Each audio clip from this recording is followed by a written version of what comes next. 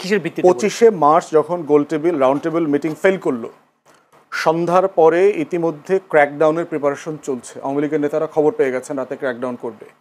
তাজউদ্দিন আহমেদের ডায়েরিতে পড়বেন লিখছে, তাজউদ্দিন আহমেদ 32 নম্বরে গেছে, গিয়ে বলতেছে মুজিব ভাই আমরা তো পালাইতে হবে কিছুক্ষণ পরে, তো আপনার একটা বক্তব্য, এবং সে একটা রেকর্ডার নিয়ে গেছে, কাগজ কলম নিয়ে গেছে, যে আপনি একটা বক্তব্য রেকর্ড করে দেন, আমরা তো ছিন্ন বিচ্ছিন্ন হয়ে যাব, দেশে যুদ্ধকে অর্গানাইজ করতে হলে আপনার একটা বক্তব্য লাগবে। সেটা দিতে অস্বীকার করেছে। এরপর বলতে ঠিক আছে আপনি কাগজ কলম একটু লিখে দেন, লিখে একটু সাইন করে দেন, আমরা কি পড়বো আপনার পক্ষ থেকে, মানুষকে জানাবো, এটা প্রয়োজন আমিই পড়বো আপনার তরফ থেকে। সে বলতেছে আজকে ক্র্যাকডাউন হবে, আমি এটার বিরুদ্ধে প্রতিবাদ করে দিছি অলরেডি, এগুলো মেনে নেব না।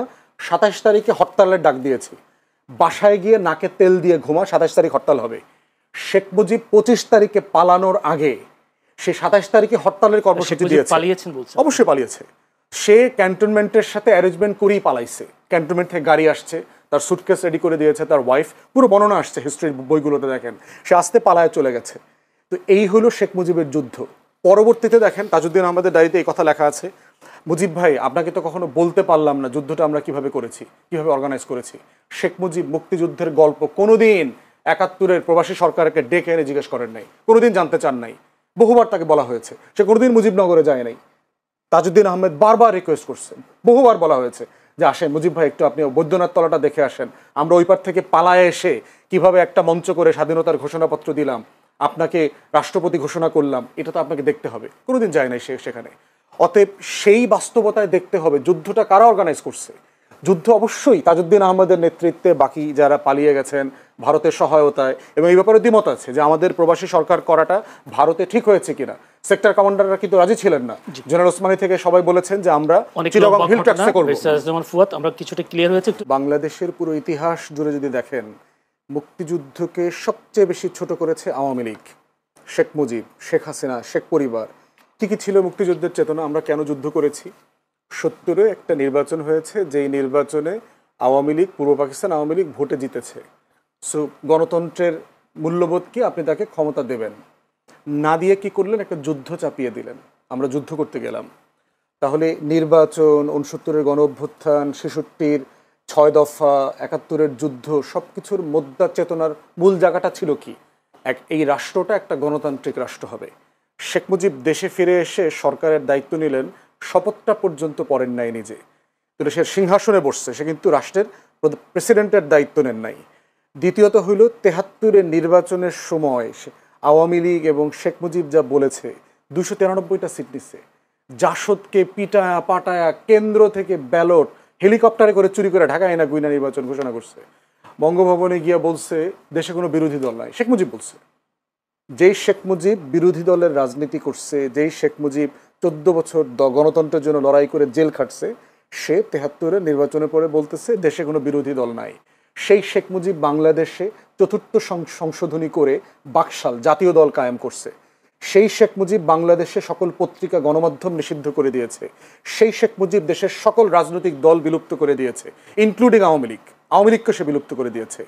তাহলে যেই কারণে আমরা 6 দফাকে আমাদের মুক্তির দলিল বলেছিলাম, যেই কারণে 69-এর গণ অভ্যুত্থান হইল, যেই কারণে পূর্ব পাকিস্তান আওয়ামী লীগকে 70-এর নির্বাচনে মানুষ ভোট দিল, যেই কারণে আপনার 71-এর যুদ্ধ হইল, লড়াইতে এই তাজউদ্দিনের প্রবাসী সরকার সবাই মিলে যুদ্ধ করলো, তার প্রত্যেকটা ফাউন্ডেশন স্টোনকে এই শেখ পরিবার, শেখ মুজিব, আওয়ামী লীগ ধ্বংস করে দিয়েছে 72 থেকে 75-এ।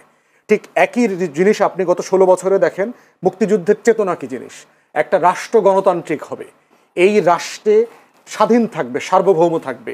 অথচ এই আওয়ামী লীগ দিল্লি প্রণব মুখার্জির সাথে মিটিং করে, দালালির নির্বাচন করে, ইলেকশন ইঞ্জিনিয়ারিং করে 2008-এ ক্ষমতায় আসছে।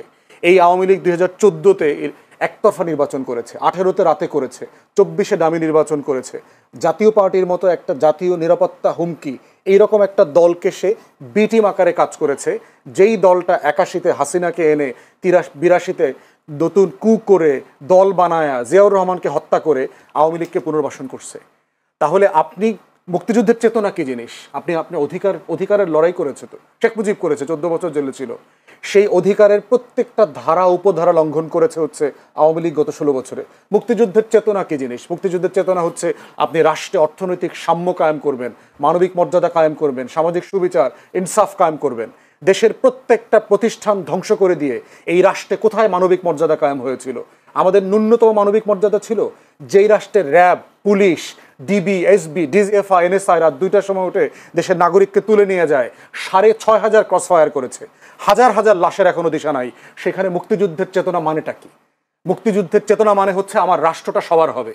এই মুক্তিযুদ্ধের চেতনা মানে কি $234 বিলিয়ন বিদেশে পাচার করা? এই মুক্তিযুদ্ধের গল্প বলে বলে বাংলাদেশের 80% ভুয়া মুক্তিযুদ্ধ বানাইছে, 30 লাখের গল্প বানাইছে।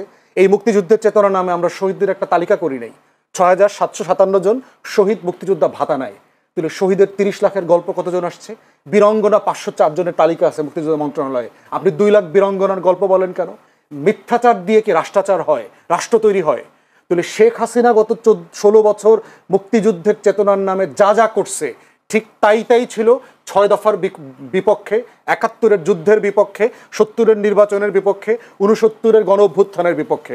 অতএব এই রাষ্ট্রের স্বাধীনতা সার্বভৌমত্বের সবচেয়ে বড় সানিস আলমগীর, আমরা দেখেছি আসলে যখন মুক্তিযোদ্ধা, বিশেষ করে 5 আগস্টের পরে মুক্তিযোদ্ধাদের উপর হামলা হয়েছে দেখেছি, কাউকে জুতার মালা পরাতে দেখেছি কুমিল্লায়, সেদিকে নির্বাচন কমিশনার প্রধান তাকেও গলা জুতার মালা পরানোর ঘটনা দেখেছি। তখন আমরা বলতে শুনেছি বা সুশীল সমাজকে বলতে শুনেছি মুক্তিযোদ্ধাদের উপর একটা অপমান হচ্ছে, অত্যাচার করা হচ্ছে, মুক্তিযোদ্ধাদের সম্মানহানি করা হচ্ছে।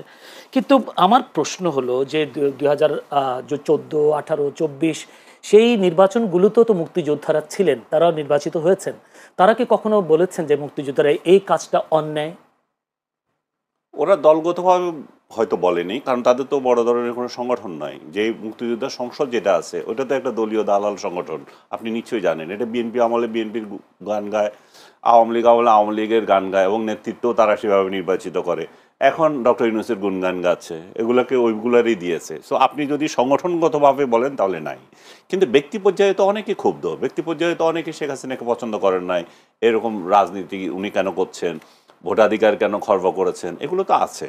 এবং মুক্তিযোদ্ধাদেরকে যে যে 5 আগস্টের পর যেভাবে সারা দেশে টার্গেট করে নির্যাতন করা হচ্ছে, টার্গেট করে মুক্তিযুদ্ধের ইতিহাসকে বিকৃত করা হচ্ছে, টার্গেট করে 5 আগস্টের পর থেকে, এবং মুক্তিযুদ্ধকে 2.0 নাম দেওয়া হচ্ছে।